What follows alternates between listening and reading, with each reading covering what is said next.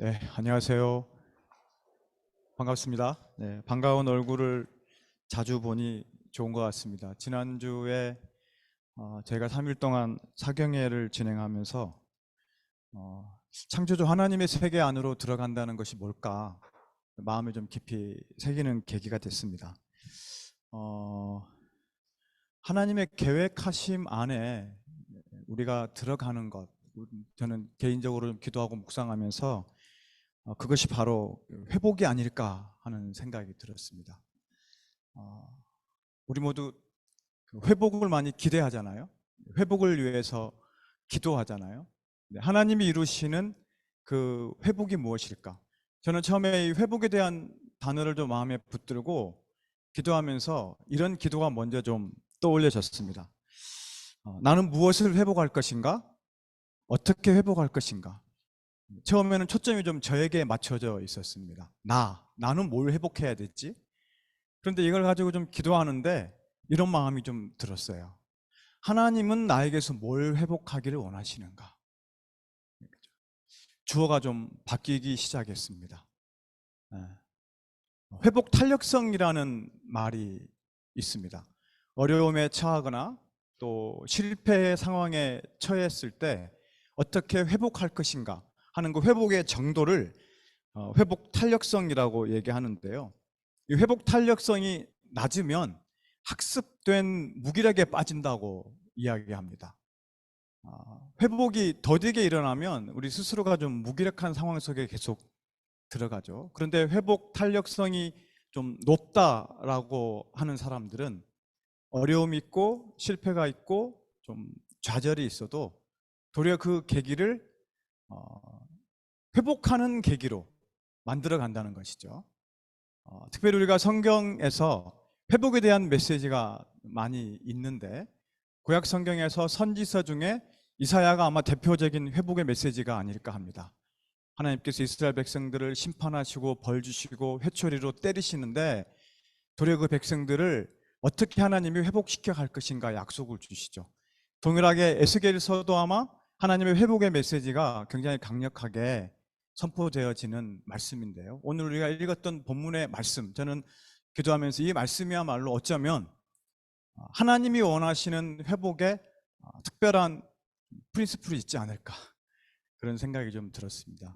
오늘 말씀을 좀 묵상하면서 5가지 정도의 하나님이 원하시는 회복의 메시지를 좀 마음에 새기고 갔으면 좋겠습니다. 시간이 짧은데 5가지가 다 될지 모르겠습니다. 함께 은혜를 나누면 좋을 것 같습니다. 첫 번째로 하나님이 회복하기를 원하시는 건 무엇일까? 바로 하나님의 이름을 거룩하게 회복하기를 원하신다는 것이죠. 우리 22절과 23절을 한번 같이 읽어볼까요? 시작. 그러므로 너는 이스라엘 족속에게 이르기를 주 여호와께서 이같이 말씀하시기를 이스라엘 족속아 내가 이렇게 행함은 너희를 위함이 아니요 너희가 들어간 그 여러 나라에서 더럽힌 나의 거룩한 이름을 위함이라. 여러 나라 가운데서 더럽혀진 이름 곧 너희가 그들 가운데서 더럽힌 나의 큰 이름을 내가 거룩하게 할지라. 내가 그들의 눈앞에서 너희로 말미암아 나의 거룩함을 나타내리니 내가 여호와인 줄을 여러 나라 사람이 알리라. 주 여호와의 말씀이니라. 우리가 잘 알듯이 이 에스겔서의 배경은 이스라엘 백성이 타락의 끝판왕, 그죠? 그 타락의 막장에서 하나님께 벌을 받아 포로로 끌려간 상황 가운데 주신 하나님의 특별한 메시지를 기록한 것이죠. 그러면 포로로 잡혀있는 그들 가운데 가장 필요한, 가장 우선된 회복은 어떤 것일까? 좀 쉽게 떠올려지겠죠. 빨리 우리가 이 포로 생활에서 벗어나서 고국 땅으로 돌아가는 것. 이게 아마 가장 첫 번째 우선순위가 아닐까 이렇게 생각을 해봅니다. 그런데 하나님의 메시지는 조금 다른 데 있습니다. 가장 첫 번째로 하나님이 회복하기를 원하시는 것, 그것은 바로 더럽혀진 나의 거룩한 이름이 회복되기를 원하는 것이었습니다. 하나님의 이름이 더럽혀졌다는 건 무엇일까요? 하나님이 하나님의 이름이, 누군가가 하나님의 이름을 더럽히면 하나님의 이름이 더럽혀지나요? 어떻게 생각하십니까? 누가 하나님의 이름을 써놓고 낙서를 하면 그 하나님의 이름이 더럽혀지는 것일까요? 그죠? 특별히 우리가 이 좀 본문 구절을 이해하기 위해서는 당시 중동의 어떤 문화적인 배경을 조금 이해할 필요가 있을 것 같아요. 이스라엘 백성들은 바벨론과 싸워서 전쟁에서 일방적으로 이제 패했죠. 전쟁에서 졌습니다. 그럼 그들은 어떻게 생각하냐면 싸움은 사람들이 싸웠는데 전쟁은 누가 했냐면 그들이 믿고 있는 신이 싸웠어요. 자, 그러면 바벨론에 있는 사람들은 어떻게 생각할까요? 자기들이 믿고 있는 자기 신이 이스라엘의 신인 야훼를 이긴 거죠. 동일하게 이스라엘 백성들은 자기들이 믿고 있었던 야훼 하나님이 바벨론의 신에게 진 거죠. 신들의 전쟁 가운데 졌어요. 그래서 이스라엘 백성들이 여러 나라 가운데 흩어져 있을 때 이스라엘 백성들이 가지고 있었을 그 자괴감을 한번 생각해 볼 수 있겠죠. 나라가 망했습니다. 왕이 잡혀갔어요. 왕자들이 같이 끌려가고요. 귀족들이 끌려가고 심지어는 자녀들이 보는 앞에서 왕이 눈이 뽑혀 죽습니다. 그 무기력함, 그 절망적인 상황 속에서 아무것도 할 수 없는, 그죠? 그 패배감 속에 무슨 생각이 들었을까요? 하나님은 뭐 하고 계시지? 내가 믿는 하나님, 그 하나님은, 그죠? 이 상황 가운데 무기력하게 패배할 수밖에 없는 그 하나님. 어쩌면 지금 이스라엘 백성들 가운데 가장 먼저 회복해야 될 것, 그것은 무엇일까요? 하나님에 대한 신뢰였다는 것입니다. 자기들의 죄로 말미암아 그들이 결국 하나님의 회초리를 맞아 여러 나라 가운데 흩어져 있는 그들 속에서 그들이 겪었을 하나님에 대한 무너진 신뢰를 하나님은 가장 먼저 회복하기를 원하셨다는 것이죠. 근데 오늘 이 본문 구절에서 참 놀라운 구절이 있습니다. 내가 여호와인 줄을 여러 나라 사람이 알리라. 사실 이 한 구절은요, 에스겔서 전체의 주제이기도 합니다. 에스겔서에서 이 구절이 무려 62회나 반복되고 있어요. 이스라엘 백성들뿐만 아니라 그 땅에 있는 이방 민족들에게 하나님이 원하시는 것은 무엇이죠? 내가 여호와다. 내가 여호와인 것을 온 땅 가운데 알게 하노라. 그래서 하나님의 하나님 되심을 회복하기를 원하시는 하나님. 어쩌면 지금 이스라엘 백성들 가운데 가장 먼저 회복해야 될 것이 바로 이것인 줄로 믿습니다. 그러면 이것을 우리에게 한번 적용시켜 볼 수 있겠죠. 우리는 우리 여러 상황과 문제 속에서 무엇을 가장 먼저 회복하기를 원하고 있었는가? 과거형이죠. 지금 원하고 있는가? 현재형이죠. 우리는 끊임없이 우리에게 필요한 어떤 것들, 회복되기를 원하는 것들을 붙잡고 기도하죠. 그런데 그 기도 제목의 1순위에, 우리의 영적 간절한 바람의 1순위에 하나님에 대한 신뢰의 회복이 정말 회복되기를 원합니다. 이렇게 기도해 왔었던가? 사실은 제 스스로를 좀 돌아보는 질문이었습니다. 하나님에 대한 신뢰의 회복, 그것이 깨어졌을 때 우리는 하나님에 대한 전적인 믿음을 갖지 못할 때가 있죠. 그래서 하나님은 상황에 따라 움직이는 하나님이 됩니다. 그러나 하나님은 어떤 분이십니까? 어제나 오늘이나 내일이나 동일하신 하나님이죠. 우리가 하나님을 신뢰할 수 있는 가장 강력한 근거가 무엇이죠? 동일하신 하나님. 그 동일하신 하나님 속에 무엇이 있습니까? 하나님은 절대적으로 선하시다. 믿으시죠? 하나님은 절대적으로 사랑이시다. 그 선하시고 사랑이신 하나님이 나의 신뢰의 대상이라는 그 한 가지를 우리가 마음에 붙들고 있을 때 하나님에 대한 전적인 신뢰 회복이 우리 가운데 일어나게 될 줄로 믿습니다.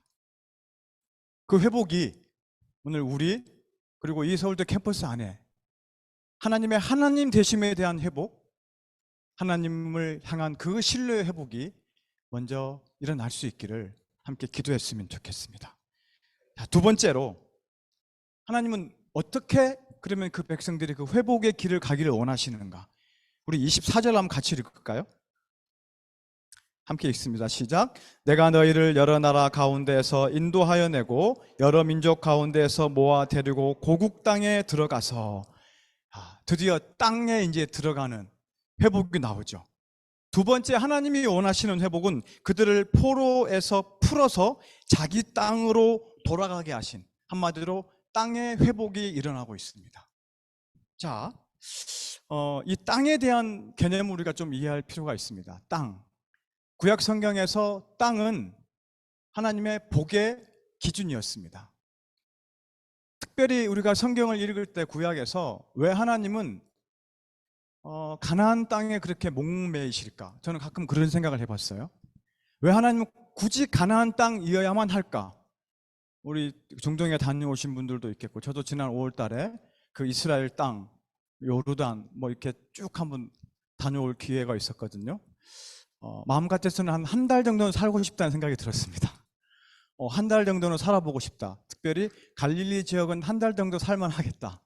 그런데 광야 쪽, 아래 유다 광야 쪽을 갔더니 여기는 정말 한 이틀 정도 살라고 그러면 힘들겠다. 제가 제일 힘들었던 것은 파리였습니다. 파리. 파리가 어떻게나 많은지 정말로 쫓아도 끝이 없더라고요. 그런 질문이 들었어요. 왜 하나님은 꼭 이 땅에 이스라엘 백성들을 다시 돌아오게 하셔서 이 땅에 그렇게 꽂혔을까? 그죠? 우리나라에서 제일 비싼 땅이 어딜까요? 명동일까요? 강남일까요? 그 정도의 가치가 있는 땅일까? 그런데 구약 성경에서 이 땅이 복의 개념과 연결시켜 생각해 본다면 그 복은 어디에 있을까요? 하나님의 약속, 곧 언약에 있었다는 것이죠. 그 땅은 하나님의 약속의 땅이자 언약의 땅이었습니다. 그래서 하나님은 아브라함을 통해서 그 약속을 하셨고 그 땅을 그와 그 자손들에게 주셨다고 했죠. 그래서 그 백성들이 거기 살았다가 다시 애굽으로 갔다가 포로에서 다시 출애굽을 했다가, 그죠? 그곳에서 다시 새로운 왕국을 이루었다가 나라가 나누어지고 다시 또 나라가 망해서 포로로 잡혀갔다가 다시 70년 뒤에 돌아왔다가 왜 이렇게 복잡하게 이 일들이 이루어져야 되죠? 이런 질문이 생깁니다. 그런데 그 땅이 하나님의 축복의 개념이라고 하는 이 사실을 마음에 딱 붙잡을 때 하나님의 약속과 언약을 통해서 상징적으로 보여주는 것이 있습니다. 그게 무엇이냐면 그 땅은 바로 하나님이 다스리고 있다는 거죠. 하나님의 주권이 그 땅 가운데 선포되고 이루어지고 있다는 것이죠. 성경 전체를 보면 구약 성경의 이 축복의 개념, 땅이 예수 그리스도를 통해서 이 땅 가운데 신약으로 넘어오면 어떻습니까?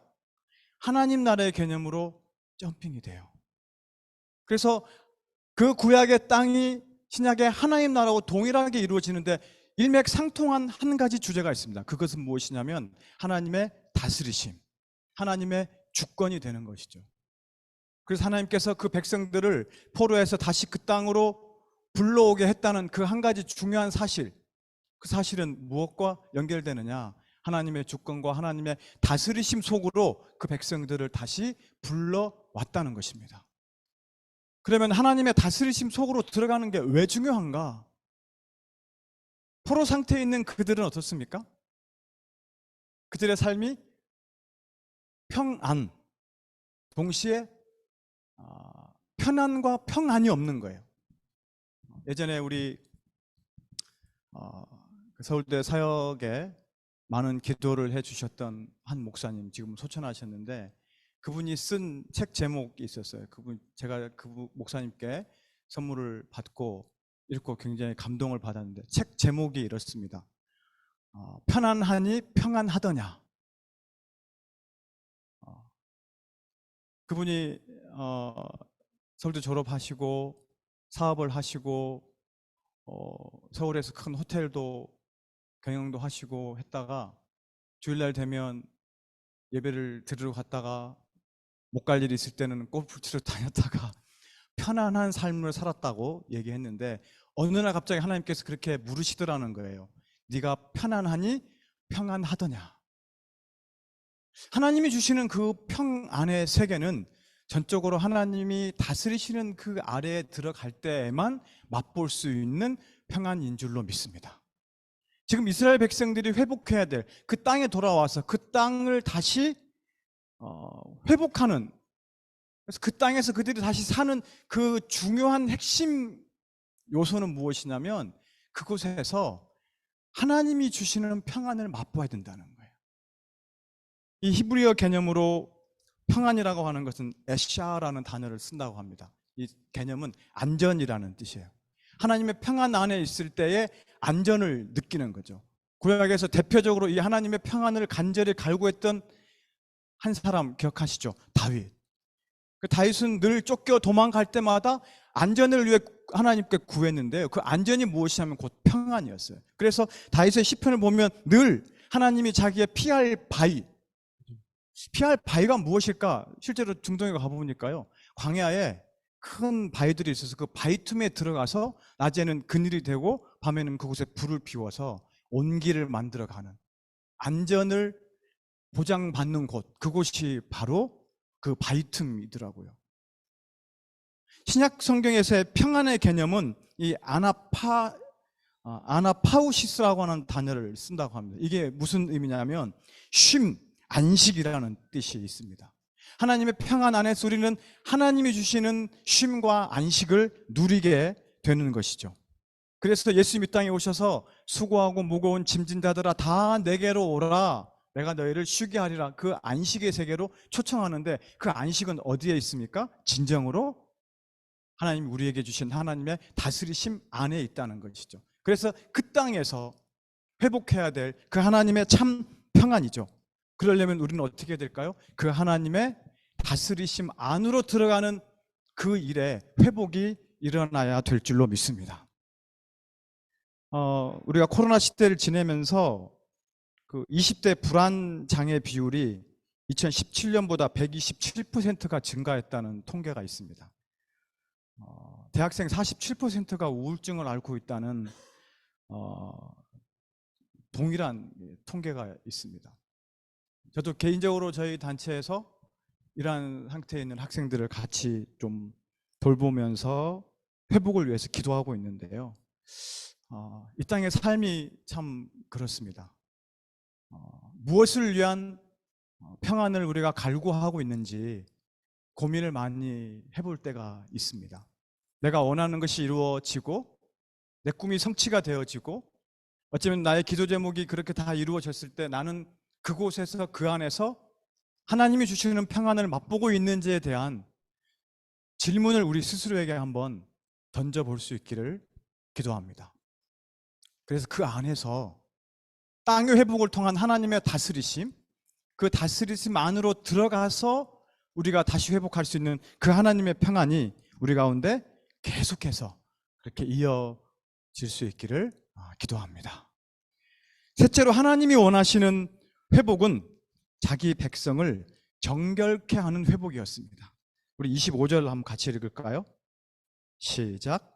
맑은 물을 너희에게 뿌려서 너희로 정결하게 하되 곧 너희 모든 더러운 것에서와 모든 우상 숭배에서 너희를 정결하게 할 것이며, 여기 이제 맑은 물을 뿌린다는 이 정결 의식, 이 행위는 그 민수기 8장 7절 말씀을 기준으로 놓고 볼 때 레위인들을 특별히 구별하여서 세울 때 하는 의식이었습니다. 특별히 하나님께 택함 받은 자들이 하나님 앞에 나아갈 때 어떤 과정이 필요하냐면 거룩해지는 과정이 있어야 된다는 것이죠. 그 거룩해지는 과정이 없으면 하나님께 나아갈 수가 없습니다.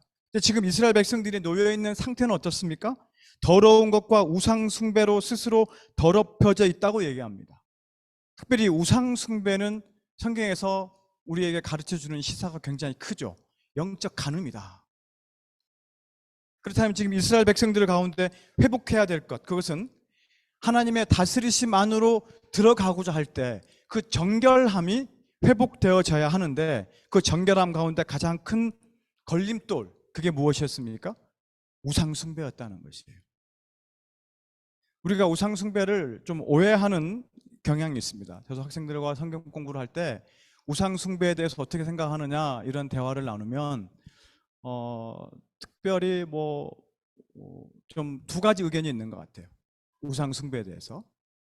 첫 번째는 내가 하나님을 완전히 버리고 또 다른 어떤 우상의 대상을 내 안에 품는 것, 이렇게 생각하죠. 근데 보통 이제 성경에서 말씀하고 있는 우상 숭배의 개념은, 이스라엘 백성에게 적용되는 우상 숭배의 개념은 이와 조금 다른 의미가 있어요. 그게 무엇이냐면 하나님도 섬기고 우상도 섬기고 동시에 들어가는 것이죠. 우리말로 하자면 생명보험도 하나 들고 종신보험도 하나 들고. 제가 일본에 선교여행을 갔을 때 일본에 그 신이 한 30만이 넘는다고 그래요. 어떻게 해서 30만이 넘을 수 있을까 이해가 잘 안 되더라고요. 근데 모든 것 속에 신이라고 하는 영역을 이렇게 부여하는 것이죠. 그래서 신사에 한번 따라가 봤습니다. 신사에 가서 가장 먼저 하는 일이 무엇일까? 제가 좀 독특한, 혹시 일본에 갔다 오신 분들 계실 텐데, 신사에 가서 우리 같으면 절에 대웅전이죠. 본관 앞에, 교회 치면 본당 앞에, 그죠? 문 앞에 서서 줄 혹시 당겨 보신 분 있나요? 방울이 달린 줄을 당깁니다. 땡그렁 땡그렁. 이걸 왜 당깁니까? 그랬더니 지금 제 안에서 신이 자고 있대요. 그래서 얘를 당겨서 깨워야 된다라고 얘기를 하더라고요. 그래서 손뼉을 치고 합장을 하고 기도를 하고 소원을 빌린 다음에 거기에 동전 몇 개를 던져주고 또 손뼉을 치고 합장하고, 그리고 나서 간다는 거죠. 일본 교회를 섬기는 목사님께 가장 어려운 점이 무엇입니까? 라고 물었더니 여러 상황이 있는데 특별히 헌금에 대한 얘기를 하시더라고요. 그분이 왜 헌금에 대한 말씀을 하시나 들어봤더니 일본 사람들이 가지고 있는 생각, 헌금은 뭐냐면 신사 앞에 들어가서, 특별히 신사에 가면 그 동전 던지는 굉장히 이게 많아요. 헌금을 이렇게 생각한다는 거예요. 그래서 이렇게 충분히 생각할 수 있겠구나. 지금 이스라엘 백성들이 안고 있는 이 우상의 문제를 어떻게 바라볼 것인가. 저는 어쩌면 예수님께서 마태복음 6장에서 이렇게 말씀하시죠. 마태복음 6장 24절에서 한 사람이 두 주인을 섬기지 못한다. 어쩌면 여실하게 이 우상 숭배의 개념을 보여주신 말씀이라고 생각이 되어집니다. 두 주인을 섬길 수 없다고 예수님께서 확실히 말씀하셨는데, 인간의 욕구는 무엇입니까? 두 주인을 섬기고 싶은 것이죠. 왜 그럴까요? 우상 숭배의 가장 큰 핵심은 우상에게 무엇인가를 바치죠. 바치는 이유는 내가 당신에게 이것을 바침으로 말미암아 당신이 내가 원할 때 나타나서 나를 도와주어야 합니다라는 암묵적인 이 의식이 깔려 있대요. 이걸 다른 말로 표현하면 신을 조정하려고 하는 의식이라는 것이죠. 그러면 하나님을 동일하게 이러한 우상 숭배의 개념으로 섬긴다는 것은 무엇일까요? 내가 하나님을 조종할 수 있다라고 생각한다는 것이죠. 왜 하나님께서 우상 숭배를 영적인 간음으로 얘기를 했을까요? 나의 사랑이 한 사람만을 향하여 있는 것이 아니라 동일하게 또 한 사람을 향하여 있을 수 있는 것이죠. 어느 한 드라마에 나온 아주 유명한 대사처럼 사랑이 무슨 죄야? 사랑한 것이 죄야. 외도를 했던 한 남자의 자기 절규였지 않습니까? 어쩌면 이스라엘 백성들이 놓여있는 이 상황 가운데 하나님은 무엇을 회복시키려 원하십니까? 그들이 가지고 있었던 그 우상 숭배에서, 두 마음을 품고 있는 그 상태에서, 하나님을 조정하려고 하는 그 상태에서 그들을 다시 정결케 하고 회복시키기를 원하신다는 것입니다. 이 얘기를 좀 하고 싶었는데요. 미국 신학자의 템플턴상을 수상했던 터드 빌링스가 그리스도와의 연합이라는 책에서 기독교에 대한, 특별히 미국 기독교에 대한 현상을 딱 세 단어로 정의를 한 적이 있습니다. 도덕주의적 치유의 이신론이다. 그들이 의식하고 있는 하나님에 대한, 기독교에 대한 신앙의 관이 이 세 단어래요. 도덕주의적 치유의 이신론. 도덕주의라고 하는 것은 하나님은 착하고 점잖고 말 잘 듣는 사람들에게 복을 주시고 천국으로 인도한다는 것이죠. 이게 무엇이 문제입니까? 착한 행실에 기초한 공로주의 신앙으로 흘러가고 있다는 것이죠. 둘째로 이 치유 중심의 신앙이 이어지고 있답니다. 삶의 목적, 목표가 어디 있습니까?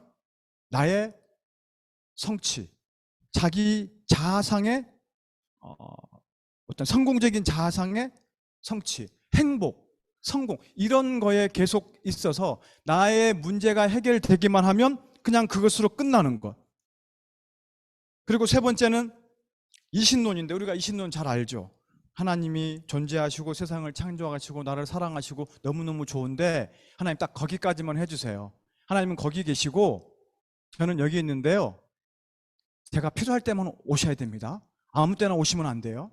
제 삶에 개입하기를 거부하고 거절하는 이런 신앙의 상태. 어쩌면 우리가 살고 있는 한국, 우리 캠퍼스에 이러한 흐름은 있지 않는지, 아니면 제 안에, 우리 안에 하나님을 향한 그 동일한 관점이 이러한 관점으로 있지 않는지 한번 돌아보게 됩니다. 하나님은 이런 가운데 진정으로 회복시키기를 원하시는 그 한 가지, 그 거룩함으로 무엇을 하기를 원하는가? 우리와 하나 되기를 원하신다는 것이죠. 두 마음에서 벗어나서 온전한 한 마음으로 우리와 하나가 되기를 원하시는 그 하나님, 우리가 하나님의 마음을 붙들고 함께 회복되어질 수 있기를 기도합니다. 네 번째로 하나님이 회복시키기를 원하시는 것은 하나님의 영을 그들 속에 주심으로 성령의 일하심을 회복하기를 원하셨습니다. 26절에서 28절 말씀을 보면 또 새 영을 너희 속에 두고 새 마음을 너희에게 줄 것이다. 27절에 보면 또 내 영을 너희 속에 두어 너희로 내 율례를 행하게 하리니 너희가 내 규례를 지켜 행할 것이다. 회복에 대한 지속성을 하나님은 무엇을 통해서 행하시겠다고 말씀하세요? 성령을 통해서 행하시겠다고 말씀하십니다. 그런데 하나님이 약속하시는 내 영을 너희 속에 주겠다. 사실 이 한 문구를 저는 좀 개인적으로 묵상하면서 계속 좀 이렇게 되뇌어 보았습니다. 내 영을 내 속에 둘 것이다. 이걸 반대로 얘기하면 하나님의 영이 제 안에 우리 가운데 임하신 것이죠. 근데 이것은 단순히 우리가 한번 받아들이고 인지하고 이해하고 넘어가는 차원이 절대 아니구나 하는 강력한 메시지가 좀 제 개인적으로 다가왔습니다. 아니, 하나님의 그 거룩하신 영이 제 안에 임했다고요? 하나님의 그 거룩하신 영이 이 더럽고 추하고 냄새나는 제 안에 임했다고요? 그 하나님이 저와 함께 하기를 이토록 간절히 바라고 원하신다고요?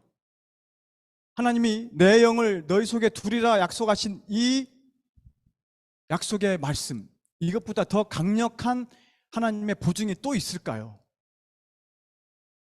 하나님이 그 영을 통해서 우리 가운데 부어주시는 그 회복의 역사가 있을 때 우리 가운데 어떤 일이 일어납니까? 하나님의 말씀, 그 율법을 지킬 수 있는 힘이 우리 가운데 생긴다는 것이죠. 우리가 신앙생활을 한다는 게 무엇일까요? 신앙생활을 한다. 근데 이 질문을 조금 바꿔볼게요. 우리는 신앙생활을 합니까? 아니면 신앙생활이 됩니까? 아주 미묘한 차이가 있습니다. 하는 것과 되는 것의 차이는 무엇일까요? 어찌 보면 하는 것은 나의 의지, 나의 노력, 그죠? 우리의 어떤 힘을 충분히 들여서 우리는 신앙생활을 하죠. 그런데 할 때 잘 안 될 때가 있지 않습니까? 저는 좀 그렇습니다. 아, 뭔가 잘 안 되고 있구나. 내가 열심히 하는데 뭔가 잘 안 되고 있구나. 그러면 잠깐 멈추고 무엇을 돌아봐야 할까? 아, 내가 지금 내 힘으로 하고 있는지 아니면 정말 내 안에 계시는 성령님으로 하고 있는지에 대한 아주 중요한 판단의 기준이 선다는 것이죠. 하나님이 원하시는 회복, 그것은 성령께서 우리 안에 들어오셔서 특별히 우리가 신앙생활이 될 수 있도록, 그죠? 그분께 이끌려 우리의 모든 신앙의 어려움들이 그렇게 회복되어질 수 있도록, 이게 아마 하나님이 원하시는 그 회복의 길인 줄로 믿습니다. 마지막으로 하나님이 원하시는 회복, 그것은 하나님의 백성으로의 완전한 회복을 선포하십니다. 자, 우리 29절과 30절을 같이 읽을게요. 시작. 내가 너희를 모든 더러운 데에서 구원하고 곡식이 풍성하게 하여 기근이 너희에게 닥치지 아니하게 할 것이며, 또 나무의 열매와 밭의 소산을 풍성하게 하여 너희가 다시는 기근의 욕을 여러 나라에서 당하지 아니하게 하리니. 여기 보면 곡식을 풍성하게 하고 기근이 닥치지 않게 하신다, 하나님이 이제 약속을 주시는데요. 이 말 뜻을 좀 이해하려면 바로 우리가 오늘 본문 읽지 않았지만 36장 8절에서 15절 말씀을 기준으로 볼 때, 굶주림과 기근은 단순히 먹는 것이 없어서 고통받는 그런 것을 말하는 것이 아니라 하나님으로부터 보호받지 못하고 있다는 조롱과 수치를 보여주고 있는 것이에요. 이건 뭘 보여줍니까? 하나님의 백성이 하나님의 보호를 받지 못해요. 우리가 자녀를 키우는데 자녀들이 밖에 나가서 가장 큰 어려움이 뭘까요? 부모의 도움을 받지 못해요. 부모의 보호를 받지 못한 상태에 놓여 있어요. 이건 고아와 같잖아요. 이스라엘 백성들이 하나님의 백성으로서, 하나님의 자녀로서 밖에 나가서 이러한 조롱과 수치에 놓여 있을 때 누가 욕을 먹을까요? 밖에 나가서 자녀가 잘 되면 부모가 좀 칭찬을 받고, 자녀가 못하면 부모가 욕을 먹는 이 구조와 비슷하게 하나님의 자녀들이, 그죠, 잘 못 될 때, 그들의 상황이 정말 어렵고 비참하게 놓여 있을 때 누구에게 책임을 돌리기 쉽습니까? 하나님께로. 하나님 그것을 다시 회복시켜 주신다고 말씀하세요. 이 회복이야말로 하나님과 하나님의 백성들에 대한 완전한 회복을 선포하고 있는 것입니다. 완전한 회복. 하나님은 하나님으로서, 하나님의 자녀는 하나님의 자녀로서. 그래서 오늘 본문에서 제가 특별히 다루진 않았지만 오늘 본문 앞부분에 하나님 이렇게 약속하시죠. 나는 너희의 하나님이 되고 너희는 나의 백성이 될 것이다. 하나님 회복하고자 하는 그 완전한 연합된 관계를 이 말씀을 통해서 보여주고 있는 줄로 믿습니다. 그리고 이후로 이어지는 에스겔서는 37장에서 우리가 잘 아는 마른 뼈의 회복의 역사, 그렇죠.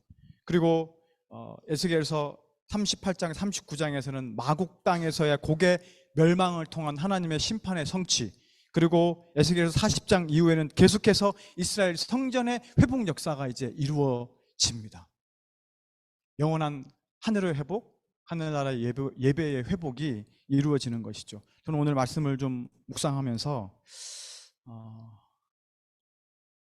우리가 원하는 회복에서 눈을 들어 하나님이 원하시는 회복 속으로 함께 들어가기를 간절히 소망했으면 좋겠습니다. 그리고 그 소망을 통해서 진실로 우리 개인 안에, 특별히 서울대 땅 안에 하나님이 무엇을 회복하기를 원하시는가, 오늘 이 말씀이 좀 구체적으로 그렇게 적용되고 선포되어지고 기도가 이루어지는 그러한 역사들이 일어날 수 있기를 기도합니다.